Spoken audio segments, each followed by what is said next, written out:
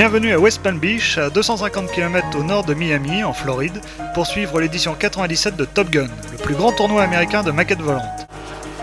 En 9 ans, cette compétition s'est taillée une réputation enviable dans le monde entier, grâce au prestigieux site du Polo Club qui l'accueille, mais aussi grâce à la forte personnalité de son organisateur tout-puissant, Frank Tiano. Bien entendu, une rencontre de cette importance ne peut s'organiser sans l'aide de sponsors. Laissons Frank nous expliquer l'importance qu'il leur accorde.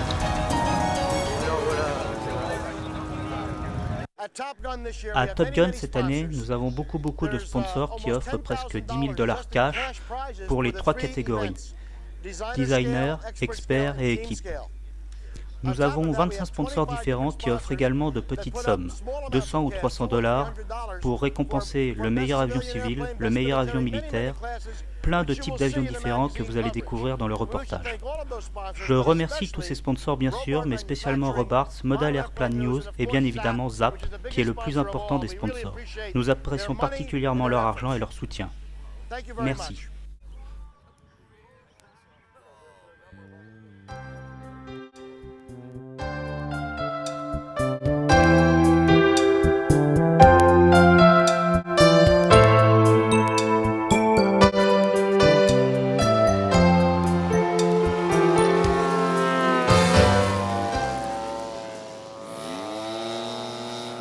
Et bien voici un magnifique Piper J3 qui est très représentatif des avions de sport et de tourisme que nous allons vous présenter. Ce grand modèle de 3,66 m construit par Bill Steffes et qui pèse 12,2 kg réussit à très bien se débrouiller en vol malgré le fort vent de travers qui a beaucoup gêné les évolutions des avions les plus légers du concours durant les 3 jours. Construit d'après un plan, ce modèle était particulièrement bien fini. Il semblait avoir déjà beaucoup volé, mais les détails étaient très poussés comme vous pouvez le remarquer sur ce faux moteur entièrement réalisé en contreplaqué. Quant au moteur qui propulsait réellement la maquette, il s'agissait d'un Titan 38 cm3 entraînant une hélice Zinger 26, le tout avec une puissance largement suffisante pour effectuer un vol réaliste puisque je vous le rappelle, le Grandeur était équipé d'un moteur de seulement 65 chevaux. La commande des gaz que l'on trouve sur le côté gauche du fuselage permettait également de régler le moteur sans l'usage de la radiocommande.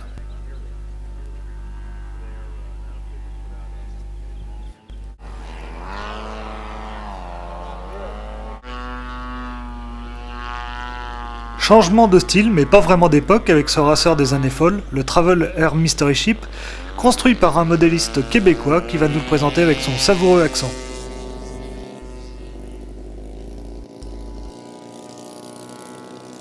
Alors, bonjour les Français, les gens de la France. Moi, mon nom est Jean Chevalier, je demeure au Québec, au Canada naturellement. Le village où on demeure s'appelle Lacolle, tout près des lignes des frontières américaines. Et puis, comme vous pouvez voir, mon avion, c'est un Traveler Mystery Ship 1929, qui est un quart à l'échelle du prototype. Le moteur est un Quadra 52, un moteur canadien de marque Quadra. Alors, le radio est un Futaba 8 UAP. Et puis, il nécessite seulement 4 contrôles. Le moteur, les ailerons, le gouvernail de profondeur et puis l'élévateur. Pardon? La cellule est construite comment? Oh, la cellule, alors, ceci, c'est un kit partiel de M. Fred Reese de Las Vegas, au Nevada. Alors, Fred, ce qu'on achète de Fred, c'est le fuselage en fibre de verre, le cowling en avant, et puis les carénages de roue ou les wheel pants, comme on dit communément. Le restant, c'est construit scratch, d'après un plan que lui nous envoie. Alors, il s'agit de construire tout la queue et les ailes. Beaucoup volé? À date, oui, il a rapporté une première place à Rhinebeck, New York, au Rhinebeck Jamboree. J'ai rapporté une première place au New England Master Qualifier au Massachusetts. J'ai gagné une deuxième place en arrière de Charlie Nelson, M. Top Gun 93. Ça, c'était dans le Maine, dans l'État du Maine. Et puis, tout récemment, il a rapporté une deuxième place statique au Ram Show à New York. Alors, on m'a donné un beau trophée. Beaucoup de trafic. Alors, ça décrit un peu le pilote. Et bien naturellement, c'est Pancho Byrne, une réplique de Pancho Byrne qui avait l'habitude de piloter cet avion-là dans les années 30. Et puis, c'est Diane, mon épouse, qui les confectionne. D'ailleurs, on en vend à différents spectacles où on va. Diane a une variété de pilotes de toute grandeur, toute grosseur. Alors, c'est pas mal ça. S'il y en a qui veulent nous contacter, on demeure à l'école, au Québec, au Canada. Notre numéro de téléphone est le 1-514-246-4543. Ça me fera plaisir de répondre à toutes les questions. La peinture? Je l'ai construit l'an dernier. Ça m'a pris exactement environ 4 mois pour le bâtir, à plein temps, parce que je suis maintenant retraité. Et puis, comme vous pouvez voir, il est assez bien détaillé. L'envergure des ailes est de 87 pouces. Les mesures françaises, je ne les connais pas tellement, là, mais entre les cas. Son poids est de 24 livres. Alors, il s'agira de traduire ça en kilos. Et puis,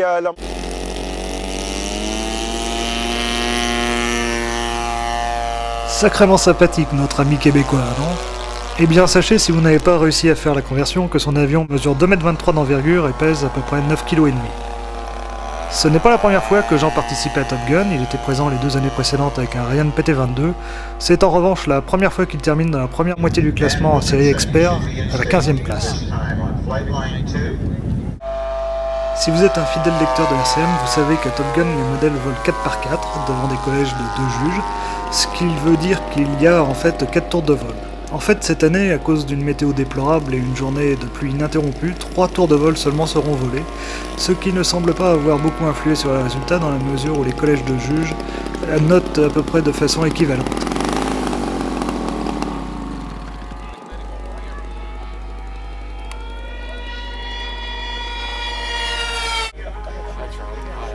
Au jugement statique, on va bientôt découvrir ici le magnifique Waco YS-7F de Charlie Nelson, vainqueur de Top Gun en 1993 avec un autre Waco. Il faut dire que Charlie est appelé Mr. Waco sur le terrain, tant il est connu pour sa passion pour ses avions. Alors ce magnifique biplan est motorisé par un moteur qui reste peut-être l'un des plus beaux de la production mondiale actuelle, le Seidel 7 cylindres en étoile de 70 cm3.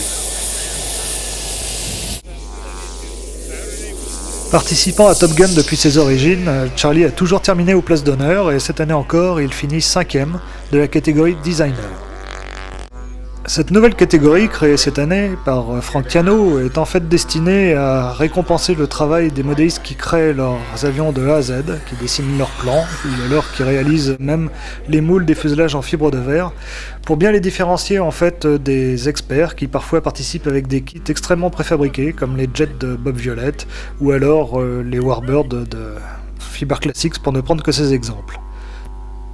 Beaucoup trouvaient en effet très choquant de voir des maquettes qui n'avaient demandé que quelques dizaines d'heures d'assemblage devancer au classement général des machines qui de toute évidence avaient demandé des centaines d'heures de conception et de construction. On peut bien entendu aussi considérer qu'il reste un problème dans la catégorie expert, dans la mesure où on y retrouve toujours, côte à côte, des modèles construits d'après des kits très avancés et d'après des plans, ce qui évidemment ne représente pas du tout le même travail ni la même complexité. Mais je ne pense pas que Frank soit très enclin à créer une nouvelle catégorie réservée aux modèles construits d'après plan. Pour la simple raison que parfois, ces modèles, se réclamant pourtant d'un plan, ont un fuselage en fibre qui est vendu par le dessinateur du plan, ou tout du moins le capot moteur, la verrière et les pantalons de roue qui sont, disons, issus d'un semi-kit. Pour en revenir au Waco de Charlie Nelson, il est traité à l'échelle du quart et mesure 2,36 m d'envergure. Il pèse à peu près 14,5 kg. Bien qu'il connaisse parfaitement bien son avion, puisqu'il a plusieurs centaines de vols à son actif avec, Charlie sera très handicapé durant tout le concours par le fort vent de travers. Vous noterez tout de même l'extrême réalisme obtenu grâce à la vitesse de vol donnée par le Seidel équipé de son hélice Zinger 2210 et son bruit feutré. Le Waco était l'un des rares biplans équipés de volets de courbure, et on voit ici les phares d'atterrissage se rétracter en même temps que Charlie les rentre.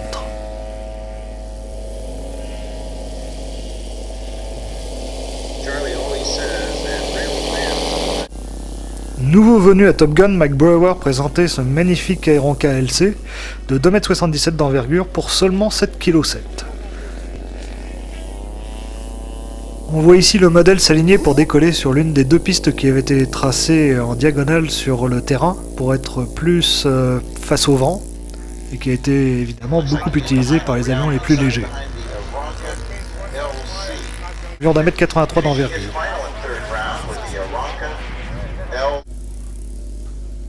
Après son atterrissage, voici l'Aeron KLC qui revient vers les juges en faisant un taxiage le plus parfait possible dans la mesure où à Top Gun, ce sont des figures qui comptent à part entière. Vous noterez également que l'herbe est vraiment rase sur le terrain de polo de West Palm Beach, ce qui permet aux avions ayant de toutes petites roues de décoller sans trop de difficultés.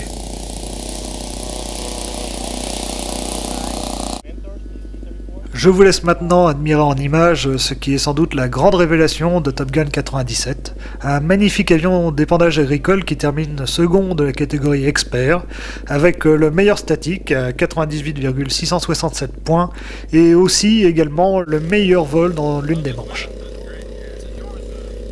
Vous noterez la qualité de la réalisation du moindre détail de cet avion traité à l'échelle du quart. Et si pour le moment le système d'épandage agricole placé sous les ailes ne fonctionne pas encore, le véritable maniaque de la construction qui a fait cet avion espère bien le rendre fonctionnel sous peu, avec du liquide qui sera envoyé sous pression dans le tube qui va jusqu'au bout de l'aile. Pour le moment, il se contente de placer de la poudre dans le réservoir central et de l'épandre grâce à un système placé sous le fuselage. Avouez que sur cette vue, il est bien difficile de dire si l'on a affaire à une maquette ou à un avion réel. Et c'est bien cette confusion que cherchent à atteindre tous les maquettistes en fait. La partie métallique de l'empennage est également extrêmement bien reproduite, tout comme la roulotte de queue qui est souvent une bonne indicatrice de la qualité de finition d'une maquette. Salut, je suis Randy Hanson d'Astoria en Oregon sur la côte ouest des États-Unis. Ceci est un set de fibre de verre et pèse environ 17 kg. 1988 Tagwagon type B et il est construit à partir d'un plan de Warren Russell de Nouvelle-Zélande que je distribue dans ce pays. Il mesure 3,38 m d'envergure et est motorisé par un Zenoa G62. Il est tout en bois recouvert.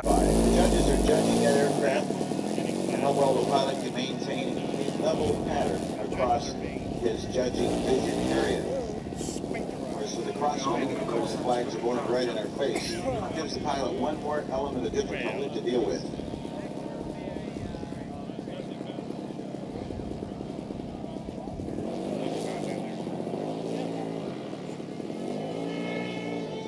High up above, Jack Lewis. Big loop for us.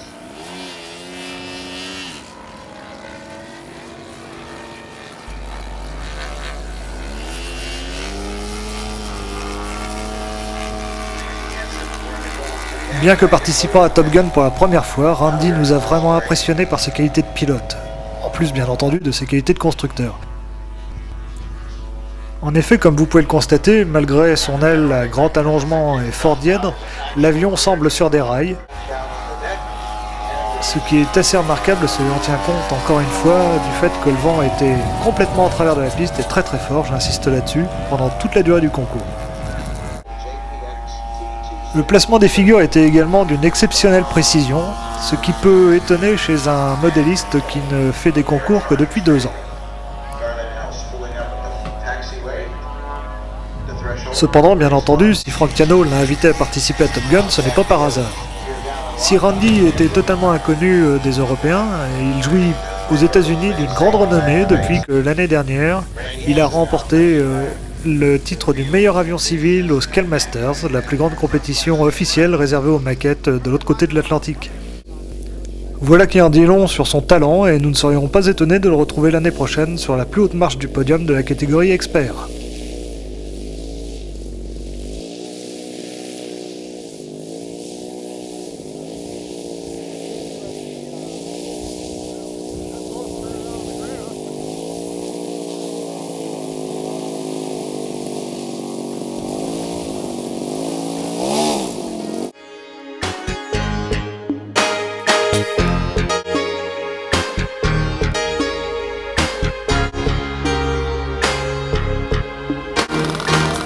Peu d'avions de transport cette année à Top Gun, et d'ailleurs les deux seuls modèles qui étaient présents étaient issus de kits d'Andreas Gietz, Fiber Classics, qui venaient directement d'Allemagne.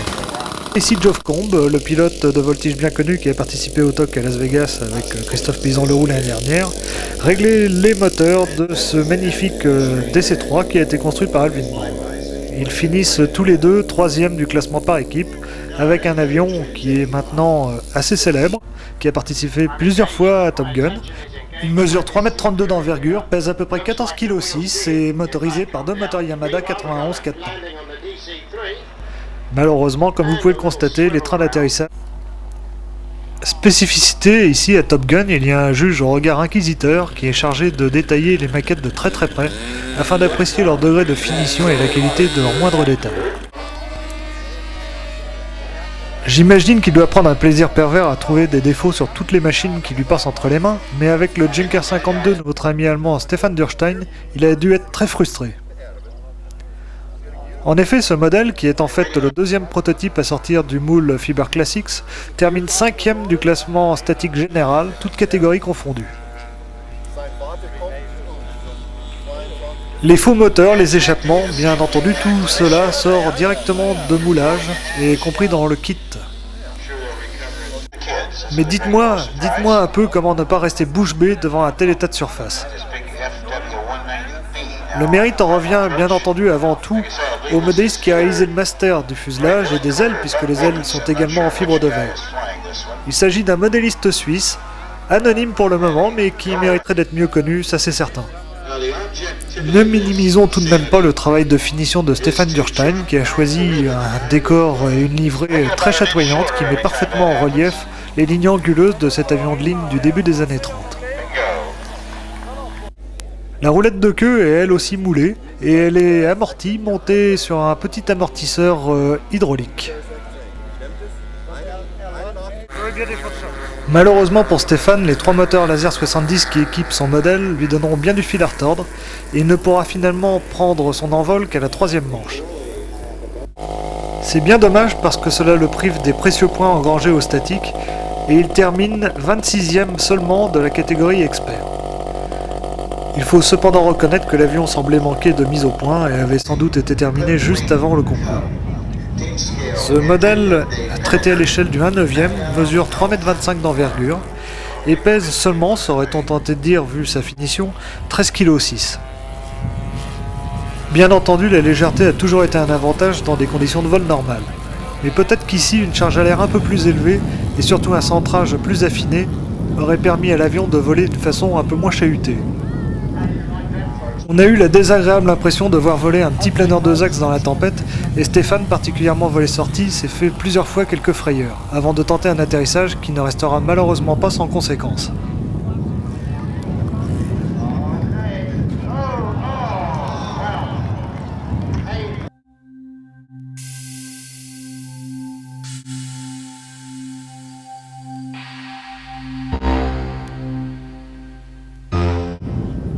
Les chasseurs de 14-18 ne sont pas non plus très nombreux, il faut dire que le règlement ne les avantage pas non plus particulièrement, contrairement à F4C. Le plus gros d'entre eux était cet Albatros D5A appartenant à Richard Feroldi. Il est à l'échelle du tiers et mesure la bagatelle de 3,02 m d'envergure. Vous constaterez que pour son échelle, il possède une finition et un niveau de détail qui est quand même assez succinct, ce qui n'empêche pas de voler remarquablement bien et de terminer ainsi à la 10e place de la catégorie designer.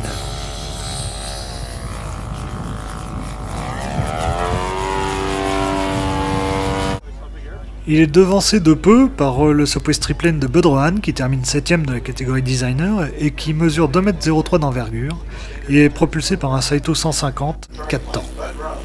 Vous avez pu le constater, ce modèle est assez succinctement fini et il n'a rien de comparable en tous les cas avec le Sopwith Triplane qui avait gagné les championnats du monde il y a quelques années, ici même aux États-Unis, le modèle de l'anglais Pete McDermott.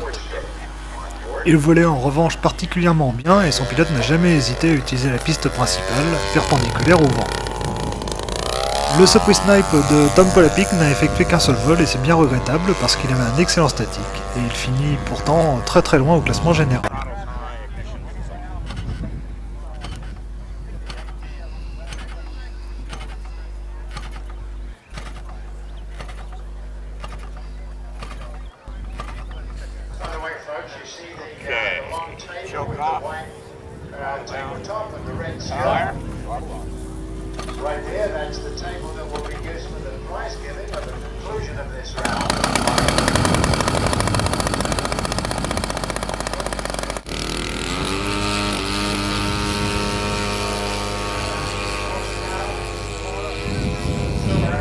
Ce gros Sopwith Pop à l'échelle du tir qui mesure 2,69 m d'envergure et qui appartient à Mike Winter est issu d'un kit Balsa USA et il est motorisé.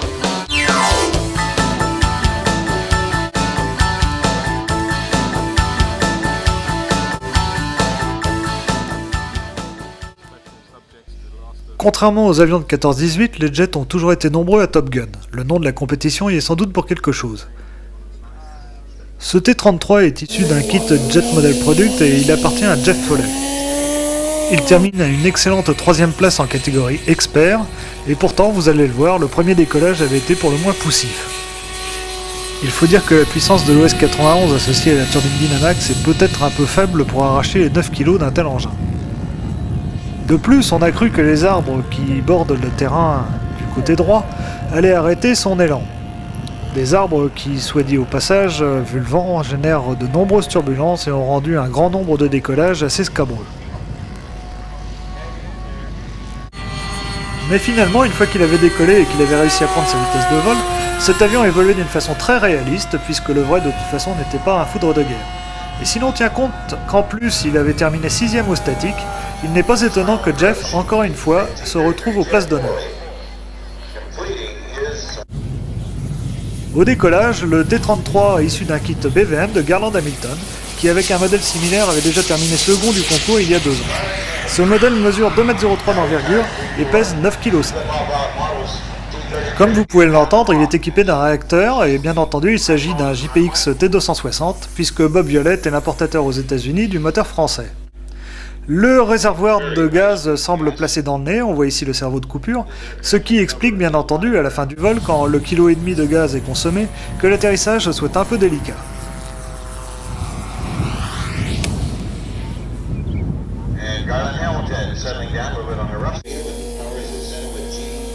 Toujours aussi bien fini et toujours aussi brillant avec sa finition métallique à base de Presto monocoque, le T-33 de l'équipe Elias Richardson.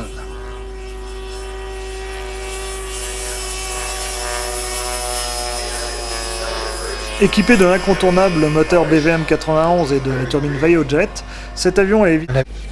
Pendant que l'aéron K est en l'air, s'aligne pour décoller l'Hyperbip de Bob Underwood, un avion qui a déjà quelques années et que l'on a déjà vu dans un championnat du monde. Je souffre beaucoup ici. Motorisé par un moteur Sachs de 70 cm3. Il faut dire qu'il faut bien ça dans la mesure où il pèse la bagatelle de 22,5 kg.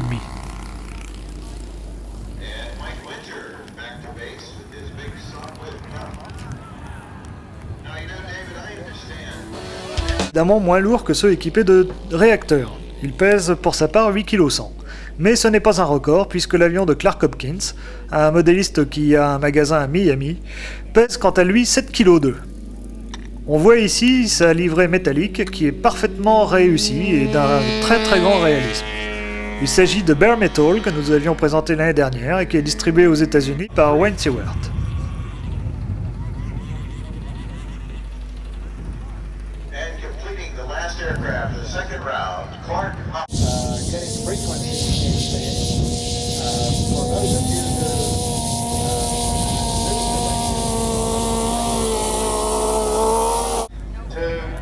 Version monoplace du T-33, le F-80 Shooting Star, qui fut le premier intercepteur à action de l'USAF, a été très bien représenté cette année aussi à Top Gun. On en dénombrait pas moins de 3, tous bien entendu issus de kits BVM aussi. Il y avait d'ailleurs encore cette année 12 kits BVM en compétition, ce qui n'a rien d'étonnant quand on sait que Bob Violette est un ami de Frank Cano et que l'usine est à moins de 300 km de West Palm Beach.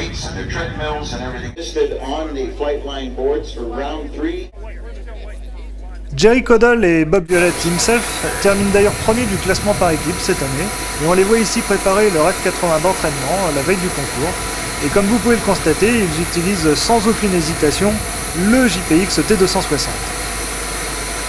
Bob Violette ne tarit pas d'éloges sur le moteur français, et il est vrai que depuis quelques années, on en voit de plus en plus dans les concours de maquettes américains.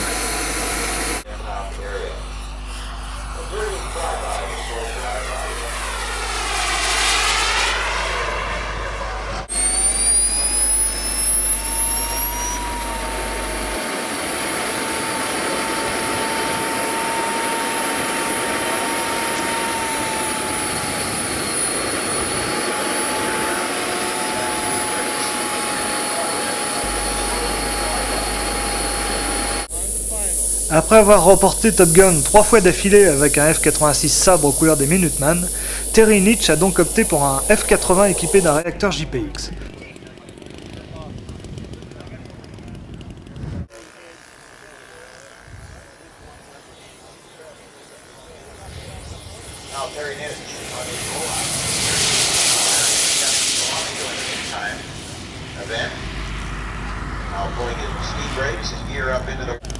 Bien que ce soit sa première sortie en concours avec cet avion, Terry réussit l'exploit de frôler le podium avec la 4e place dans la catégorie Expert.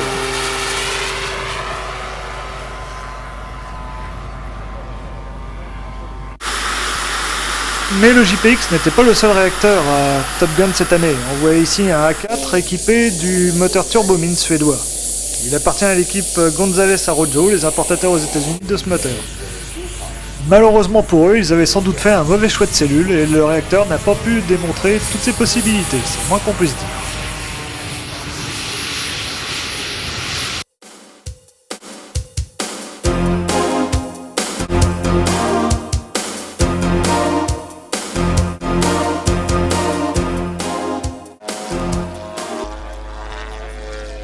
Comme dans tout concours maquette qui se respecte, le dossier statique a une importance capitale.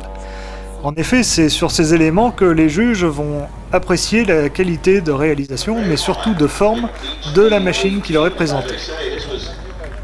En ce qui concerne ce De Havilland 82 Tiger Moss, construit par Graham Mears et piloté par Dave Patrick, je n'ai aucun doute.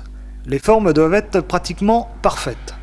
D'ailleurs, ce modèle avait remporté déjà l'an passé le classement par équipe. Construit à partir d'un plan de Fred Baird, et utilisant de nombreuses pièces métalliques provenant de la firme Classic Scales de Ian Castle en Angleterre, cet avion a nécessité pas loin de 1500 heures de construction. On ne peut que rester admiratif devant la qualité des détails, comme cet indicateur de vitesse ETV qui était fonctionnel, et l'état de surface général, en particulier des ailes qui sont lardées comme le vrai. Son échelle est le tiers, ce qui lui donne une envergure de 2,82 m et un poids de 16,7 kg. Il est motorisé par un moteur Moki de 60 cm3 bicylindre en ligne. Ces moteurs d'origine hongroise semblent jouer aux États-Unis d'une grande réputation qui leur manque encore ici chez nous en France. L'hélice est une Ford 2210 qui donne à l'appareil une vitesse d'évolution très réaliste comme vous allez pouvoir le juger.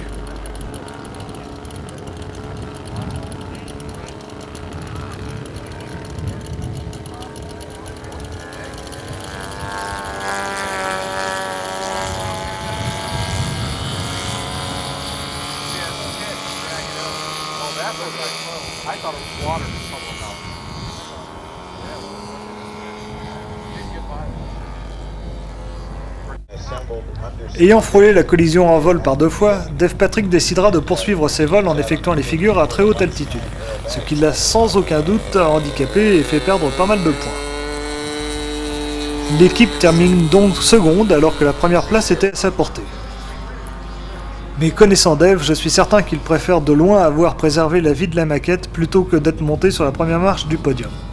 Il n'est d'ailleurs plus à une place d'honneur, lui qui a remporté tant de concours et qui a participé à tant de championnats du monde de voltige F3A et à de nombreux TOC à Las Vegas.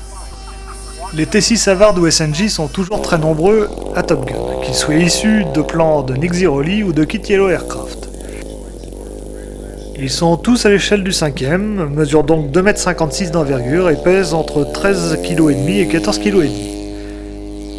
Fait intéressant, ils sont tous motorisés, sans exception, par des Titans 62 cm3.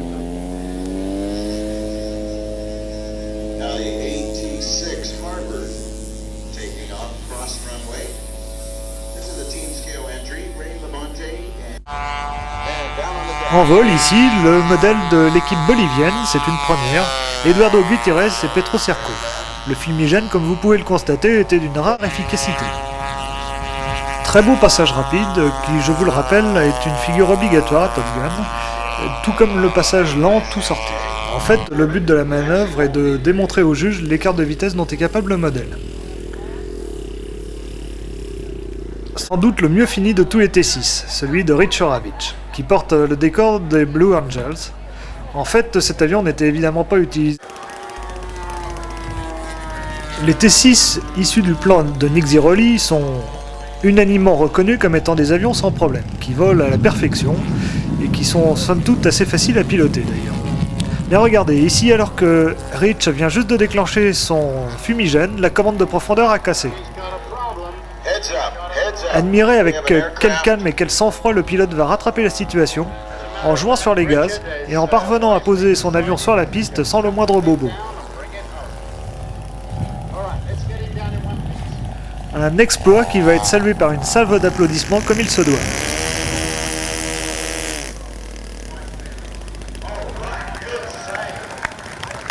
Pour les exhibitions acrobatiques, mais servait tout simplement à tester le plafond avant que les avions de la patrouille ne prennent l'air.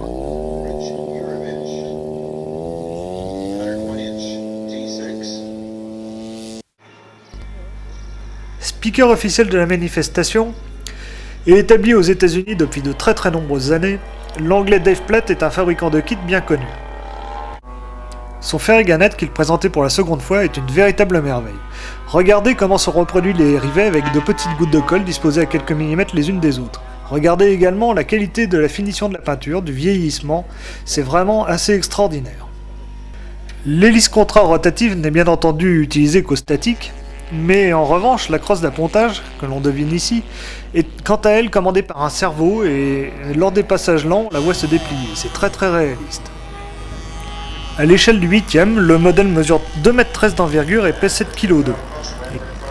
Il est motorisé par un OS Dotan 108 de 18 cm3 qui entraîne une hélice APC 14.8. Un moteur qui semble avoir eu quelques difficultés sous son capot et qui n'a pas tardé à chauffer et à serrer. On a bien cru à plusieurs reprises que le ferret allait aller au tapis avant que Dave finalement arrive à le récupérer et le poser sur la piste sans aucun dégât, mais assez durement tout de même. Même scénario au second vol, mais cette fois-ci le moteur cale carrément et Dave n'a même pas le temps de sortir le train. L'une des grandes nouveautés cette année fut ce T-34 Mentor réalisé par l'équipe Bob Boswell McFrankel. Un modèle au quart qui mesure 2,51 m d'envergure et qui pèse 14,5 kg. Vous admirez l'état de surface de l'empennage, dont la structure métallique a été parfaitement reproduite. Pourtant, le modèle ne possède pas 1 gramme de métal sur sa surface. Tout a été fait en fibre de verre, mais les lignes de structure, comme vous pouvez le voir, ont été parfaitement reproduites ainsi que les rivets.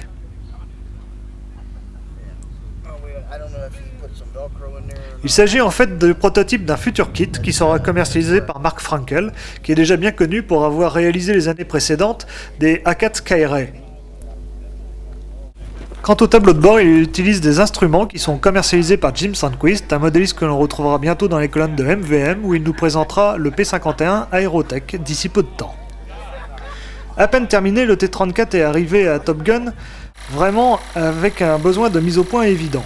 En particulier en ce qui concerne le train d'atterrissage qui avait bien du mal à se verrouiller. Il est en effet difficile sur un train pneumatique d'arriver à avoir une vitesse de fonctionnement assez lente pour être réaliste et un verrouillage absolument sûr à 100%.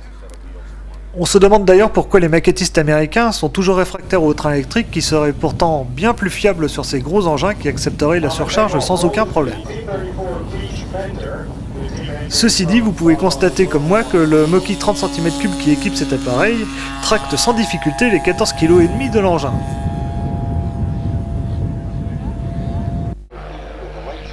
Le réalisme est assez époustouflant, non? Oui, en fait, il s'agit bien entendu d'un vrai qui est venu faire un passage en radada pour inaugurer le concours. Il n'empêche que la machine de Mark Frankel semble voler à la perfection, et malgré une première sortie encore un peu jeune, il est certain que c'est une machine qui possède un gros potentiel et qui a de l'avenir.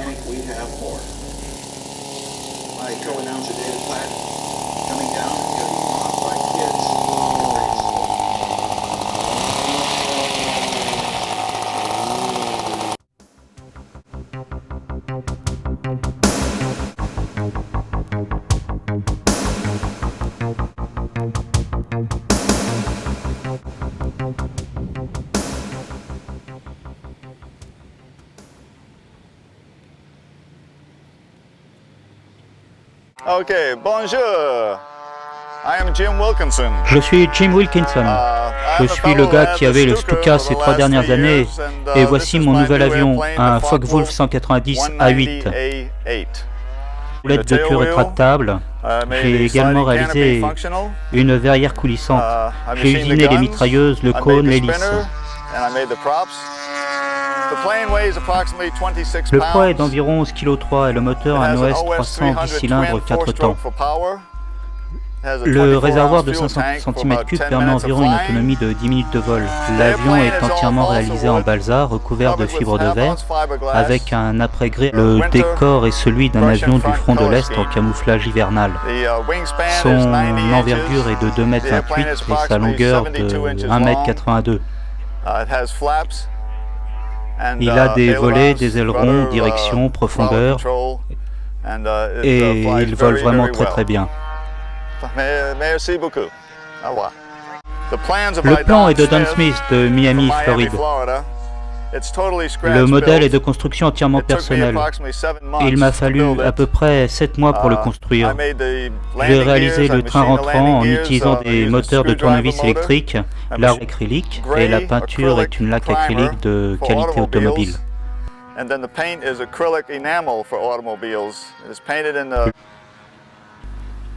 Le point le plus remarquable de la nouvelle machine de Jim Wilkinson est sans aucun doute sa roulette de queue rétractable. Comme il sera un peu difficile de vous la décrire ici, nous avons demandé à Jim de vous écrire un article complet qui sera bientôt publié dans MVM.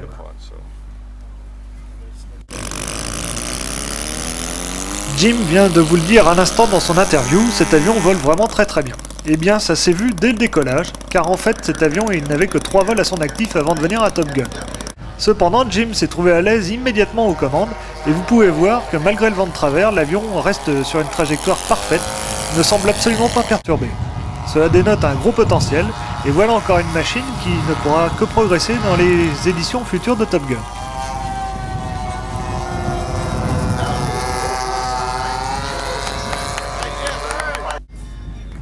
Pour poursuivre avec les machines de la Luftwaffe, voici le Messerschmitt 109 G6 de Pat McCurry. Un gros modèle à l'échelle du quart, qui mesure 2,59 m d'envergure et qui pèse 19,7 kg. Une magnifique finition pour un avion entièrement scratch build, qui vaut à son constructeur la 4e place dans la catégorie designer. Le seul reproche que l'on puisse faire à ce modèle, c'est que son moteur Titan 62 est en échappement libre. Bien entendu, aux États-Unis, le problème du bruit est bien moins critique qu'en Europe, cependant on ne peut pas dire que cela gagne beaucoup en réalisme. En fait, le moteur fait un bruit absolument désagréable. Côté vol, Pat a fait des progrès considérables et le Messerschmitt nous a fait une exhibition absolument somptueuse. C'est entre autres la première fois que je vois un Messerschmitt 109 faire des atterrissages aussi parfaits. L'an passé, on se souvient qu'à chaque fois qu'il a tenté d'atterrir, le modèle était passé sur le nez. Cette année, malgré le vent que vous pouvez voir souffler vraiment en rafale, regardez un peu la douceur de cet atterrissage. C'est absolument fantastique. C'est vraiment très exceptionnel avec un avion qui possède une voie de train aussi peu large. Le Kawasaki Ki-61 Tony de Eddie Newman était le seul représentant de l'aviation militaire japonaise cette année à Top Gun. Malheureusement, il n'ira pas très loin puisqu'il finira au fond du lac. À titre anecdotique, sachez que cette petite étendue d'eau qui est placée juste en seuil de piste ne voit pas une édition du concours sans qu'un avion tombe dedans. Il est vrai que les crashs sont somme toute assez nombreux à Top Gun et il vaut mieux que les avions tombent à l'eau plutôt que de traverser une toiture ou tomber sur la route, ce qui est déjà arrivé. Ce Spitfire Mk5 a un état de surface absolument fantastique. En fait, cela n'a rien d'étonnant quand on sait qu'il s'agit d'un kit fiber classique entièrement réalisé en fibre de verre. Il a été construit par Dean et Dido DiGiorgio qui viennent de New York et qui ont gagné la catégorie équipe il y a quelques années avec un magnifique Beech 18 tiré d'un plan Nick Ziroli. Comme tous les avions de chasse produits par Fiber Classics, ce Spitfire est à l'échelle du quart, ce qui lui donne une envergure de 2,60 m et une masse de 16,3 kg. Comme vous pouvez le constater, le modèle a subi quelques modifications et quelques améliorations, comme de nombreuses trappes fonctionnelles, une verrière coulissante, et bien entendu, sur le côté gauche du fuselage, la fameuse porte du poste de pilotage par lequel accédait le pilote. A ce propos, vous noterez le réalisme de la figurine, qui existe telle quelle dans le commerce. À l'intérieur du fuselage, dans le poste de pilotage, on trouve deux petits interrupteurs qui permettent d'allumer le collimateur et les feux de position. Bien entendu, ça fait un peu gadget et ça ne sert à rien en concours. Mais les maquettistes ont bien le droit de se faire plaisir.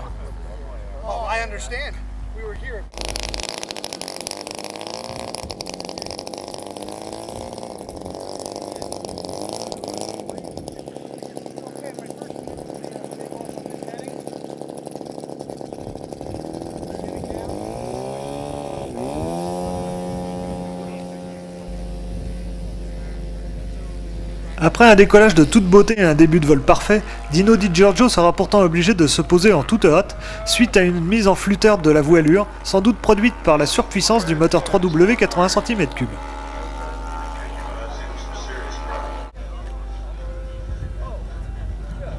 Le TBM Avenger de Nick Ziroli. S'il y a une maquette qui a fait parler d'elle durant tout le concours, c'est bien celle-ci. En effet, l'année dernière, si vous vous en souvenez, l'avion a été détruit, ici même, sans que l'on sache trop pourquoi. Entre-temps, il a donc été reconstruit et a même gagné les Masters l'été dernier. Ce magnifique appareil, qui reproduit l'avion sur lequel le président Bush vola pendant la Seconde Guerre mondiale, mesure 2,74 m d'envergure. Il pèse 22,6 kg et il est motorisé par un moteur Eagle de 70 cm3.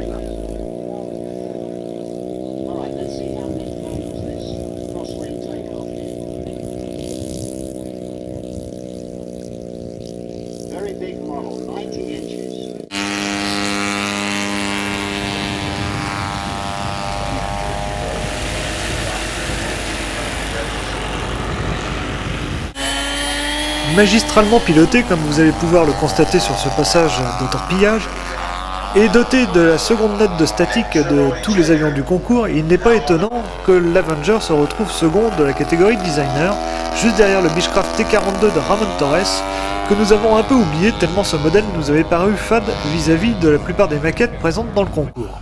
Ce qui explique que vous ne le verrez pas dans ce reportage. Après un tel vol et un tel atterrissage, le repliement des ailes, commandé par radiocommande à la fin du roulage, ne peut qu'être une cerise sur le gâteau pour les juges. Je vous laisse apprécier.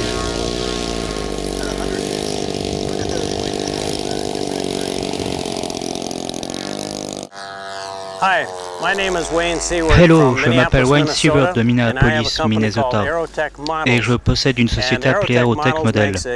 Aerotech produit des Mustang et des Nakajima KI-84 Frank, tout en carbone et autres matériaux composites.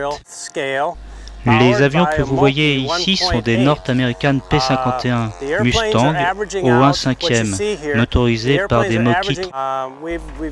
Nous construisons les Mustangs depuis environ 1 an et demi et nous sommes très fiers d'en avoir 5 ici. Dans les ailes qui sont en 2 parties, toujours en carbone, nous intégrons un long et cette partie. Bien, monsieur Seward, mais pour vérifier la solidité du support de train, encore faudrait-il pouvoir le sortir.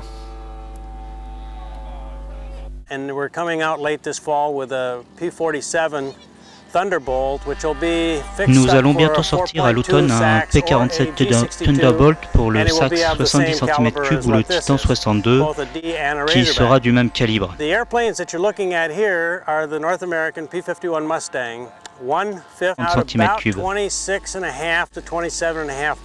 Ils font en moyenne entre 10,5 kg et 11,5 kg à vide, avec tous les accessoires, l'aménagement cabine, les bidons, etc. We have been manufacturing this airplane now for about a year and a half. Cette année à Top Gun, et on espère bien avoir 5 P-47 ici l'année prochaine.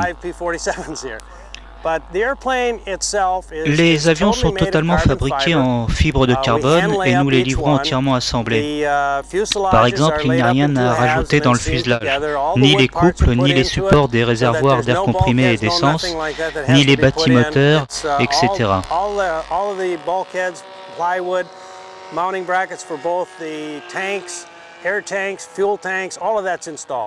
Une seule pièce.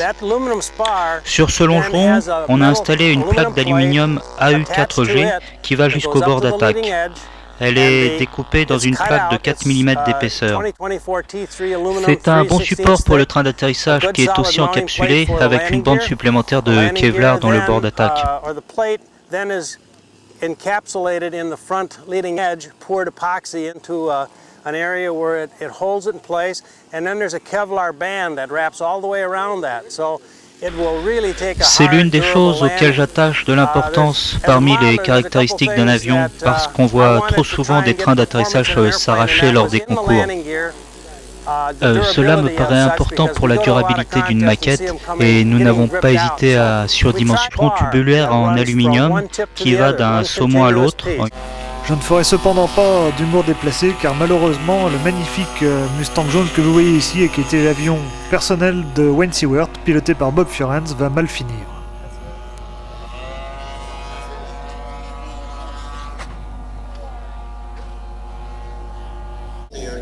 Heureusement pour Aerotech, Jim Sundquist sauvera l'honneur en terminant 17ème de la catégorie expert avec le Six Shooter, qu'il vous présentera très bientôt d'ailleurs dans MVM.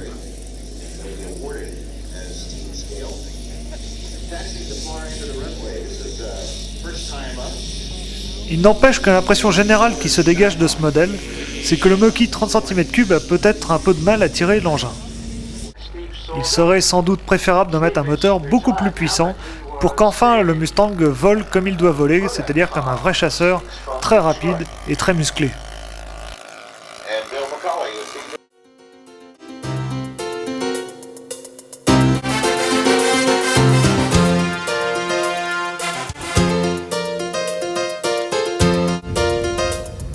Bien qu'il ne bénéficie d'absolument aucun bonus, les multimoteurs sont toujours très nombreux ici. Et ce n'est pas nous qui nous en plaindrons. Cette année, il y avait par exemple deux B29. Le plus beau, le voici, c'était celui de Mike Barbie. À l'échelle du 12e, cela représente quand même une belle bête puisqu'il mesure 3,58 m d'envergure et pèse 18,1 kg.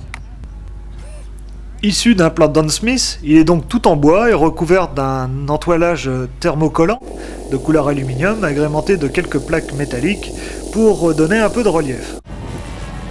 Le ronronnement des 4 Saito 91 4 temps était bien agréable, mais malheureusement, dès le premier vol, le modèle sera affublé lui aussi d'une sacrée crise de flutteur et le pilote décidera évidemment de venir se poser le plus vite possible. Mais comme un malheur n'arrive jamais seul, le train d'atterrissage refusera obstinément de sortir et Mike sera obligé de poser sa machine toute neuve sur le ventre, ce qu'il fera parfaitement sans la moindre égratignure. Ce gros plan de faux moteur en dit long sur la qualité de l'avion qui se cache derrière. Vous l'avez peut-être déjà deviné, il s'agit bien entendu de mon petit chouchou, le B-25J de Greg Hahn, une magnifique maquette qui représente un avion qui vole encore de nos jours.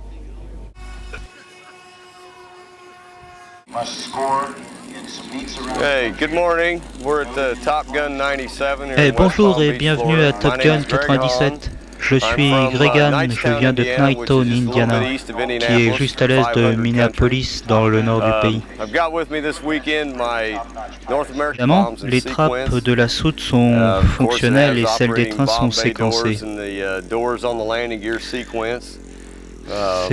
C'est un avion qui vole très bien pour la bonne raison qu'en agrandissant le plan, ses caractéristiques de vol s'améliorent aussi. Il accepte ainsi bien l'augmentation de poids. J'ai amené avec moi ce week-end mon North American B-25J, qui est la reproduction d'un B-25 restauré qui vole actuellement en Pennsylvanie.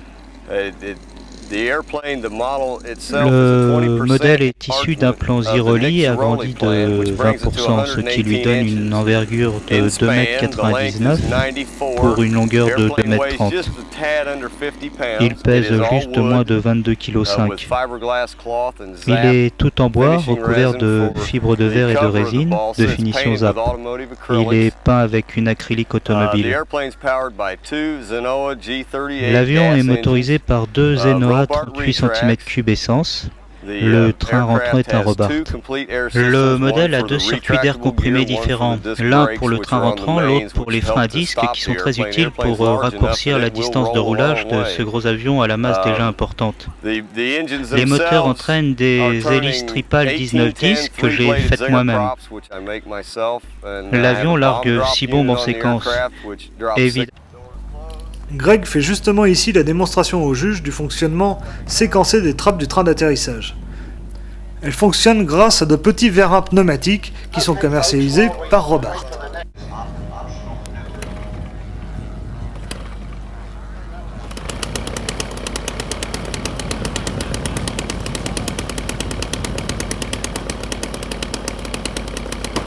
Ouch! Ce douloureux retour sera un handicap pour Greg pendant toute la durée du second vol. En effet, il semble bien que l'hélice l'ait douloureusement blessé à la main droite, et dans des conditions de concours, on ne peut pas dire que ce soit l'idéal. Malgré tout, et même en dehors de ce petit incident, je crois pouvoir dire que Greg n'était pas très à l'aise dans le vent de travers. Alors que l'année dernière il avait été souverain durant tous ses vols, impressionnant d'un bout à l'autre, cette année il nous a semblé parfois un peu brouillon, et son avion bougeait beaucoup plus que l'on pouvait s'y attendre vu sa masse. En revanche, le placement des figures était toujours parfait, et vous venez de voir qu'il a largué les bombes exactement en face des juges. Bref, les qualités du pilote sont toujours là, mais il faudra sans doute attendre l'année prochaine et des conditions climatiques meilleures, pour qu'enfin Greg accède à une place sur le podium. Une place qui serait sûrement méritée, à la condition bien sûr de ne pas faire ce genre de petite erreur.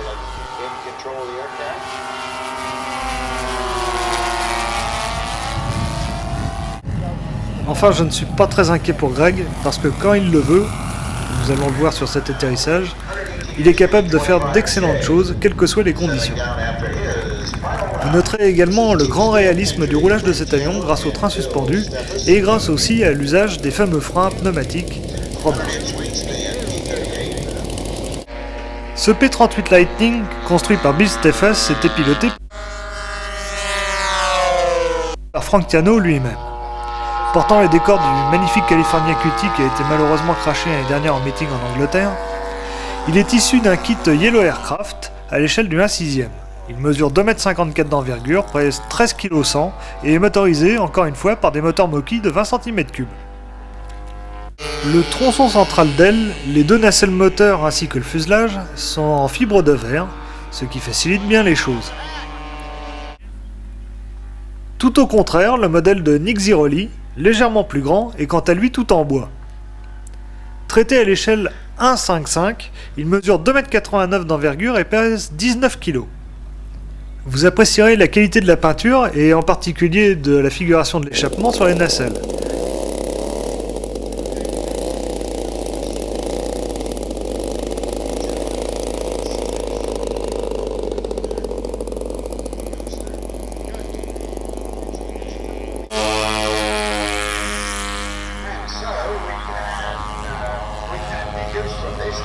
Les deux Titans 45 cm3 procurent une puissance suffisante pour faire voler l'avion d'une façon réaliste, car je vous le rappelle, le Lightning était l'un des chasseurs les plus puissants de la Seconde Guerre mondiale.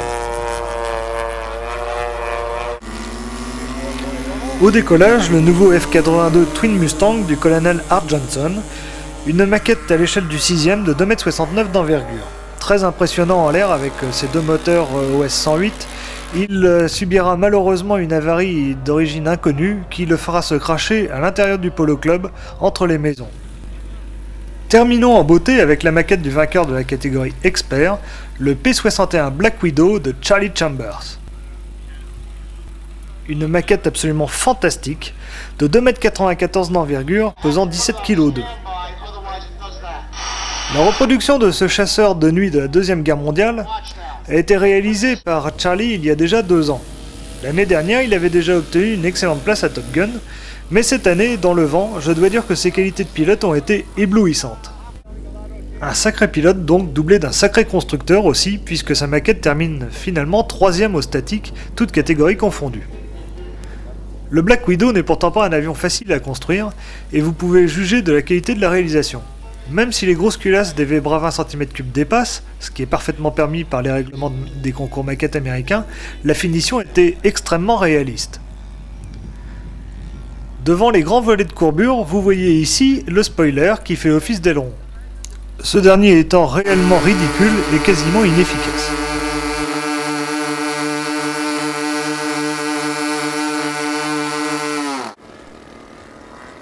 Now lined up on the white line of the runway, Charlie Chambers right here.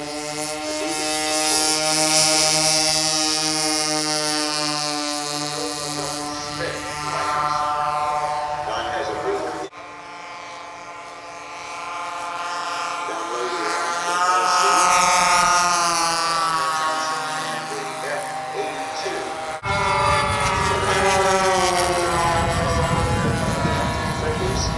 whose place was taken operationally by helicopters.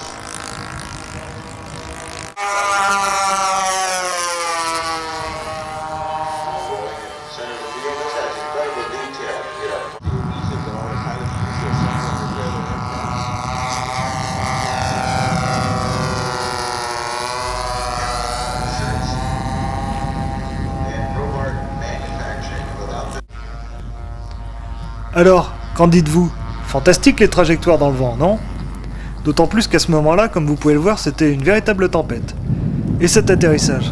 Extraordinaire! Et oui, vraiment, Monsieur Chambers cette année, c'était le meilleur, et de loin. Alors bravo Charlie, et à l'année prochaine!